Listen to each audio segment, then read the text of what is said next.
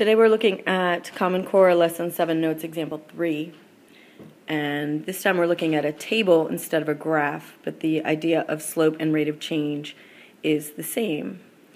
So over the past month, Mr. Jones has recorded the number of days he went to work each week and the number of toll booths he drove through on these days. So let's just establish that the number of days is your x and the number of toll booths is the y. He drove the same route to work each day, and we're looking at how many toll booths does Mr. Jones drive through each day. We're going to choose two ordered pairs. So looking at the table, choosing two ordered pairs, and I'm just going to work with the first two. So I'm going to choose 3, 12 and 6, 24. So of course, to find slope, we know that we find our change in y. So in this case, that would be the 24 minus the 12, and we put that over our change in x. So that would be a 6 minus 3. And that gives us our slope. And we do 24 minus 12, which is 12. And 6 minus 3 is 3. Now, of course, that can be reduced. We'll just bring that down here. 12 divided by 3 is 4.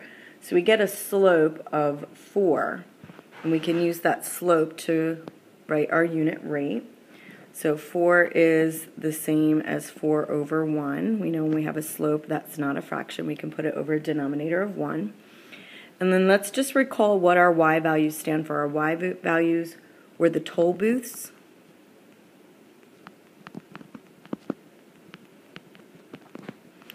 and our x value were the days. So we have 4 toll booths for one day. So our unit rate is that Mr. Jones goes through 4 toll booths per day.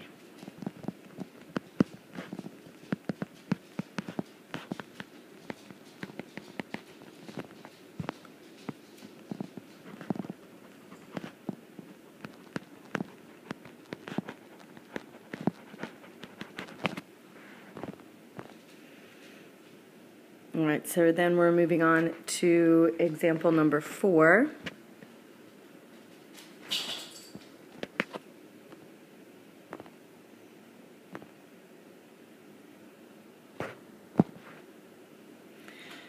And in this example, we have Javier and Sarah baking muffins. So we have each baker using a different way to show the relationship between the total number of muffins baked, which is our y value, and the number of batches made, which is our x value. And our question is, who baked more muffins per batch? And in Javier's situation, he uses a graph, so we're going to choose two ordered pairs there. And I'm just going to choose the first ordered pair here of 115, just writing that down. And then the second ordered pair I'm going to choose is 230. So always a good idea to just choose nice whole number ones if you can get nice whole number values on the graph. And then our change in y over change in x, so we would do 30 minus 15 over our change in x, 2 minus 1. That, of course, gives us 15 over 1, and so that's 15 muffins for one batch. And then if we're looking at Sarah's, hers is in equation form, and so we have our y equals mx plus b, and in this case, the m we know is slope, and so for this case we know that Sarah's slope is 16, and so that's 16 muffins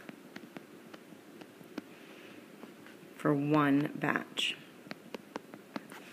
And so we can compare them. We have Javier, and he's got 15 muffins per batch. And that is going to be less than Sarah's. 16 muffins per batch. And so Sarah bakes more per batch.